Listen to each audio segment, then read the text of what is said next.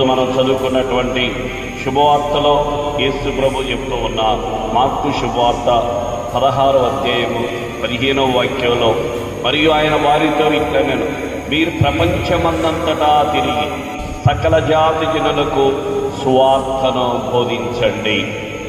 ఇది యేసు ప్రభు తన పరిచర్య ఈ లోకంలో ఆ రక్షణ కార్యాన్ని ముగించుకొని పరలోకానికి వెళ్ళే ముందు తన శిష్యులకు ఇచ్చినటువంటి ఆజ్ఞ ఏమంటున్నాడు?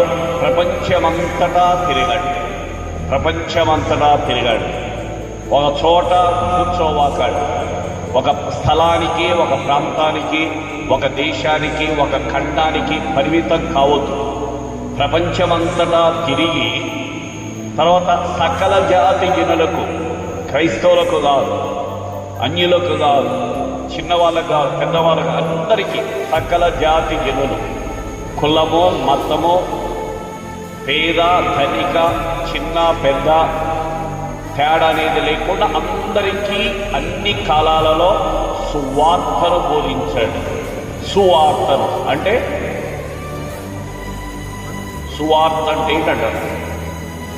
Praise the Lord, hallelujah, praise the Lord, hallelujah. వాతావరణం చాలా అనుకూలంగా ఉంది కదా, దేనికి? వినటానికా, నిద్రపోవటానికా? అదే అంటారు. ప్రైజ్ ది లార్డ్, హల్లెలూయా, హల్లెలూయా. సువార్త అంటే ఏంటిది? మంచి వార్త. సు అంటే మంచి, వార్త అంటే విషయం. మంచి విషయము బోధించండి, మంచి వార్తను చెప్పండి. ఆ దేవుని వాక్యాన్ని మించినటువంటి శుభవార్త ఇంకెక్కడ ఉంటుంది?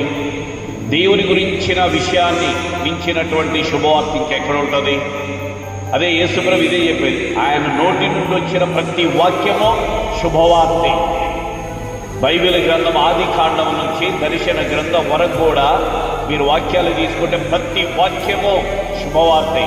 ప్రతి వాక్యము మనల్ని తాకేదే, ప్రతి వాక్యము మనల్ని బాగు చేసేదే, ప్రతి వాక్యము మనల్ని చైతన్యపరిచేదే, ప్రతి వాక్యము మనల్ని దేవుని వైపు తిప్పేదే, ప్రతి వాక్యము మనల్ని దేవునిలో బలపరిచేదే, ప్రతి వాక్యము ఓదార్పునిస్తూ ఉంది, బలాన్ని